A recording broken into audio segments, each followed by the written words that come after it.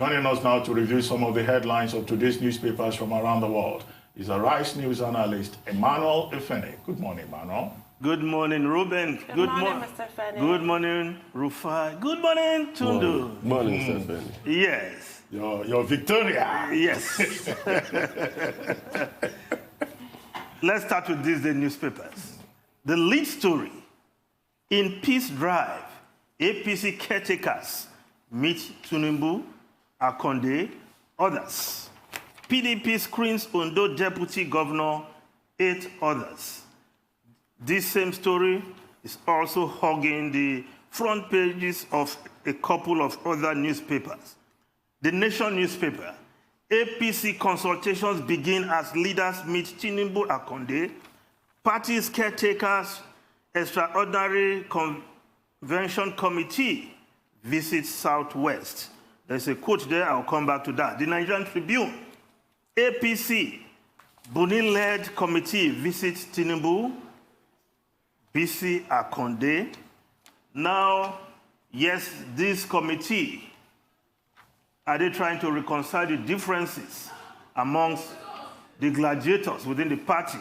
Well, according to this day, Tinubu described Buni, that's the chairman of that committee, who is also the governor of Yobe State, as a man of integrity, fit for the task at hand. Now, what is the task? To reconcile the differences? Let's look at the quote the Nation newspaper has chosen, the Nation newspaper. And of course, the Nation newspaper has more than passing interest on this matter, you will agree. Now, the quote: "We have no differences to be sorted out. We just had consultations. And those consultations are about how our party, the APC, will continue to be a progressive party." That's quoting Asiwaju Bola Ahmed Tinubu. Reuben, you made a reference to the origin of APC, the drug. No, that was on the lighter note. You made reference. I'm not sure whether it is lighter or serious. That's not the issue. And how that drug was the drug for pains and headaches for a long time. It got to a stage, it was found to be unworthy of consumption. It expired, so to speak, and it was shoved aside.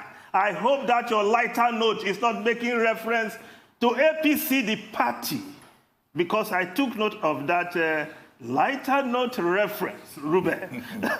I'm not putting words in your mouth. No, I was responding. I was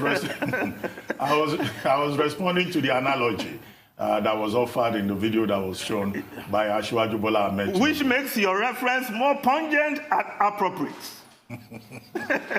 I hope you are not being mischievous. No, not at all, not at all. But more seriously, Reuben, Tundun, and Rufai, the battle lines are drawn within the APC. They may be blood for now, but we know there are battle lines, and the gladiators are waiting at their different corner.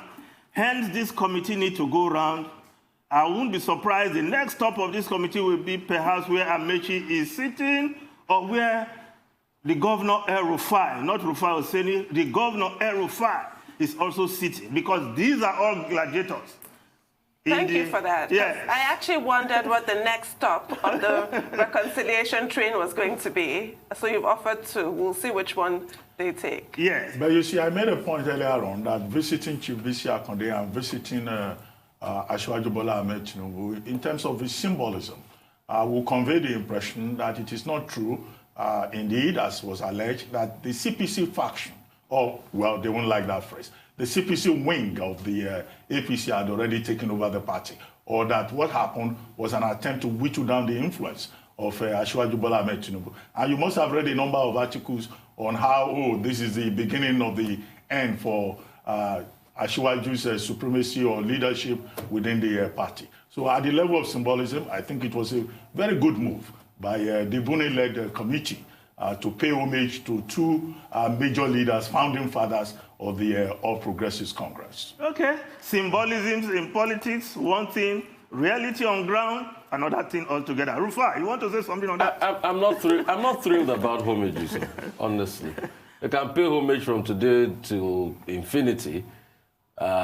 what is in the mind of those people that are aggrieved will have to be cracked and be sorted, which I don't think Homage will sort. I mean, I keep saying this. You might call me a prophet of doom. You might say I'm anti-APC, which I'm not, because I'm not even partisan at all. But the truth is, I see wounds, I see fires, I see wounds festering. And I want to ask, please, is this committee, during their whistle stop, going to visit that Oseni too?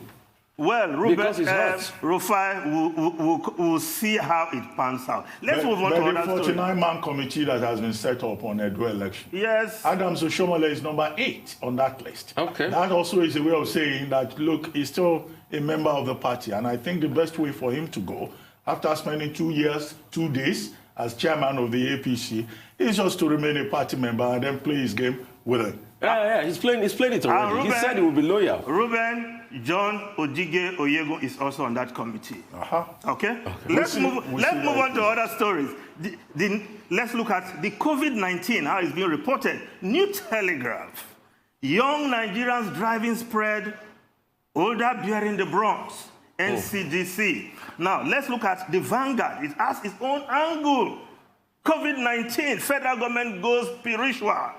Allies CAN, that's Christian Association of Nigeria, and the NSCIA, that's the Islamic body, on prayers, fasting. Reuben, you've been playing down the role of pastors and imams. Here is it.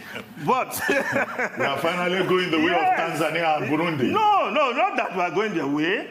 While we continue to do what science is saying we should do, you cannot rule out divine intervention in the affairs of men. Tundun, you will agree with me on that? Absolutely, Elder Efeni, 100%. Mr. Efeni, I think it gets to a stage where I'm not ruling out the rule of divine, but it becomes laughable. You see, when the God that created us has given us the spirit and the power to be able to do everything, and he has given us the inspiration. Have we exploited the inspiration of herbs God has given us? Have we exploited the inspiration of medicine? Have we fixed our medical system? We'll pray for all this inspiration you are talking about. You know, because I'm sad. At some point, in the fight against insurgency too, there was a call by the military. I think they even had a prayer session, or they even had a program as regards prayers and, you know, the spirituality of all of this. It's good to pray. But please, while we pray, heaven helps those who help themselves. True. We'll continue to do the needful. Well, at least one famous pastor has said that churches are places of healing.